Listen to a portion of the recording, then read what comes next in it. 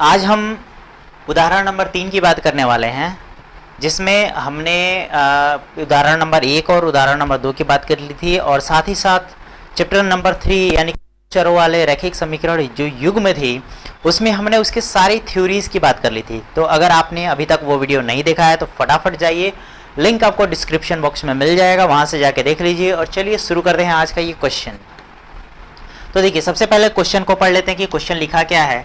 उदाहरण नंबर 2 में है, दो रेल पटरियों समीकरण x + 2y - 4 = 0 यानी कि x धन 2y ऋण 4 बराबर 0 और 2x + 4y - 12 बराबर 0 द्वारा निरूपित की गई है। इस स्थिति को ज्यामितीय रूप में व्यक्त करें। ठीक है, यहाँ समीकरण दिया गया था। इसके पहले वाले में क्या होता था, तो इसके पहले वाले में कुछ कंडीशन दी गई होती थी, या फिर कोई जो कहानी के तौर पे कुछ चीज़ें दी गई होती थी। उसमें सबसे पहले हमको समीकरण की बीजगणितीय रूप हमें ज्ञात करना था, उसके बाद से हम क्या करते थे, ज्यामितीय रूप को देखते थे। लेकिन यहाँ पहले से ही समीकरण दे दिया गया है, यानी कि बीजगणितीय रूप आपको पहले से मिल चुका है। अब हमें सिर्फ ज्यामितीय रूप में इसे व्यक्त करना है। तो दोनों समीकरण को सबसे पहले यहाँ हल में लिख लेते हैं। जब हम सॉल्यूशन करते हैं तो पहला समीकरण है x धन 2y ऋण 4 बराबर 0, ये समीकरण नंबर 1। ठीक है, और समीकरण नंबर 2 क्या था, 2x + 4y - 12 = 0, ये है समीकरण नंबर 2। समीकरण नंबर 1 के लिए हमें x और y के मान चाहिए। ठीक है, x और y के कम से कम 2 मान चाहिए। समीकरण नंबर 2 के लिए भी x और y के 2 मान चाहिए। ठीक है, अगर ये दोनों मान निकल गया तब हम इसको ग्राफ पे दिखा सकते हैं। तो हम ये वाला जगह खाली कर देते हैं ताकि यहाँ पर हम ग्राफ का जो काम है वो आसानी से कर सकें। ये समीकरण 1 के लिए है और ये समीकरण 2 के लिए है। तो x और y के मान चाहिए हमें, किसके लिए, समीकरण नंबर 1 और 2 के लिए। अब देखिए, सबसे पहले समीकरण नंबर 1 को फॉलो करते हैं। तो रफ का काम मैं यहाँ कर लेता हूँ, बाद में फिर इसको मिटा के यहाँ पर ग्राफ को डिनोट कर दूंगा। देखिए, जैसे अगर हम यहाँ पर x में 0 रखते हैं, तो इस केस में x बराबर अगर 0 रखते हैं तो यहाँ मिलेगा 0 धन 2y 2y ऋण 4 बराबर 0। ठीक है, ये तो खत्म हो गया। इसको इधर भेजेंगे, बराबर की इधर भेजेंगे तो किस में बदल जाएगा, प्लस में बदल जाएगा, तो बराबर हो जाएगा 4 यानी कि 4। ठीक है, अब y बराबर, अब देखिए ये गुणा में है तो 4/2 यानी कि 2 आ गया, यानी y की वैल्यू 2 आई है। कब, जब x की वैल्यू 0 है, तो यहाँ रख देंगे। x की वैल्यू 0 रखने पर y की वैल्यू कितनी आई है, 2 आई है। ठीक, अब हम देखते हैं, अब x की जो वैल्यू है इसको हम 2 रख कर देखते हैं। ठीक है, तो यहाँ हम अब x के जगह क्या रखेंगे, 2 रखेंगे। तो यहाँ रख देते हैं x बराबर 2 रखने पर, जब यहाँ 2 रखेंगे तो यहाँ हो जाएगा 2 धन 2y ऋण 4 बराबर 0। ठीक है, अब देखिए यहाँ धन है, यहाँ ऋण है, यानी कि ये 2 रुपये अधिक है, इससे कोई 4 रुपया कर्ज मांग रहा है, सॉरी हाँ 4 रुपया कर्ज ये मांग रहा है। तो बताइए 2 रुपया तो अपना दे देगा, लेकिन बाकी के 2 रुपये देने के लिए इसको भी किसी से उधार लेना पड़ेगा, यानी कि 2 रुपये कर्ज में आ जाएगा। तो 2 रुपया कर्ज को लिखते हैं -2 बराबर 0। अब 2 को पक्षांतर करेंगे तो 2y बराबर 2 और y बराबर 2 से 2 कट जाएगा तो बचेगा 1, यानी कि y की वैल्यू कितनी आई है, 1। तो x की वैल्यू जब हम 2 लिए हैं तो y की वैल्यू कितनी आई है, 1 आई है। चलिए, अब हम पहले समीकरण के लिए हमने x और y के दोनों मान ज्ञात कर लिए हैं। ठीक है, यही हमारा मान क्या देगा, ये हो जाएगा बिंदु 1 A और ये हो जाएगा बिंदु B। अब इसके जो 2 मान होंगे वो बिंदु P और Q को देंगे। तो देखिए, अब समीकरण 2 को ध्यान देंगे जो कि यहाँ दिया गया है। ठीक है, यहाँ दिया गया है। अब इसमें x की वैल्यू रख कर देखते हैं।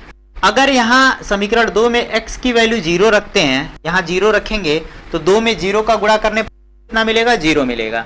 तो 0 धन 4y - 12 4y - 12 = 0।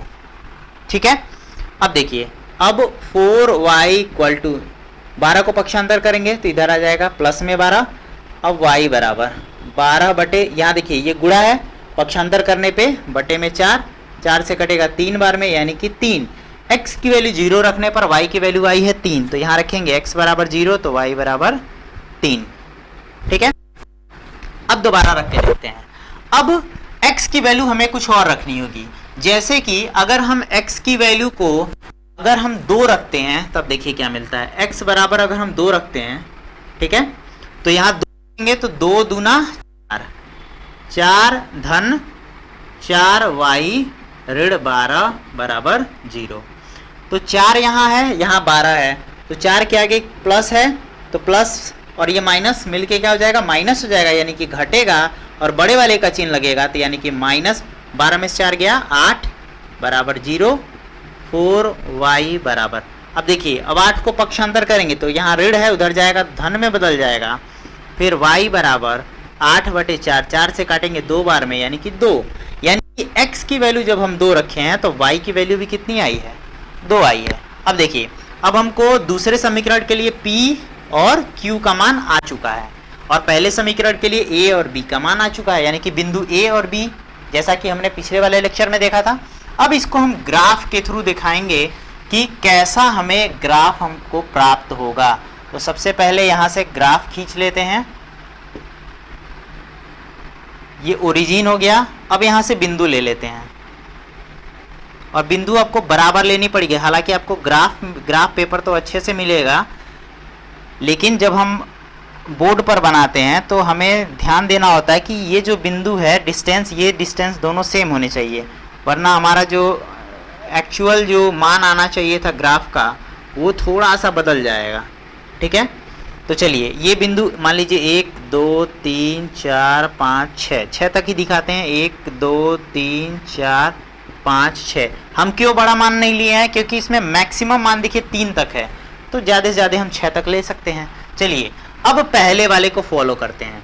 x और y का मान, बिंदु a में x का मान है 0 और y का मान है 2, यानी बिंदु a जो है वो 0,2 को दिखाता है, तो x का मान 0 है, तो x एक्सिस ये वाला होता है और y एक्सिस ऊपर वाला होता है, यानी कि इधर बढ़ना है।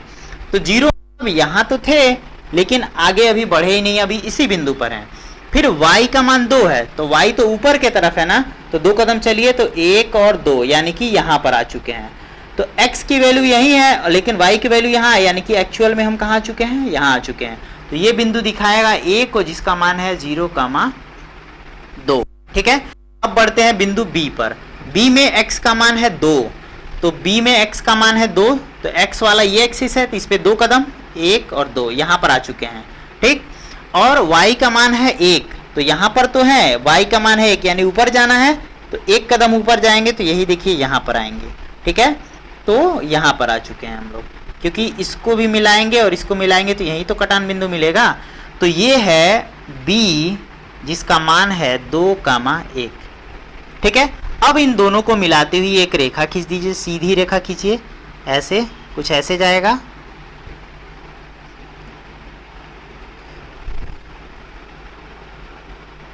ये रेखा चली जाएगी और इसको आगे बढ़ाएंगे तो इधर चली जाएगी। ठीक है, अब चलते हैं दूसरे वाले समीकरण से, P और Q, बिंदु P और Q के लिए। तो बिंदु P में x का मान है 0, तो P के लिए x का मान है 0 यानी अभी यही है, x का मान 0 यानी कि इधर अभी बढ़े ही नहीं है, और y का मान है 3 यानी 3 कदम ऊपर, तो 1 2 3 यहाँ आ चुके हैं। ये बिंदु P का मान है कितना, 0,3। अब चलते हैं बिंदु Q पर। बिंदु Q में x का मान कितना दिया गया है, 2, यानी कि यहाँ से 2 कदम आगे, तो 1 2 यहाँ पर हैं। ठीक है, याद रखिएगा 2 पर आए हुए हैं, और y का भी मान है 2, तो यहाँ x का मान तो 2 था, y का मान 2 यानी 2 कदम ऊपर के तरफ, तो 1 और 2 दोनों को आगे बढ़ाएंगे तो एक दूसरे को ये यहाँ कट करेंगे इस बिंदु पर।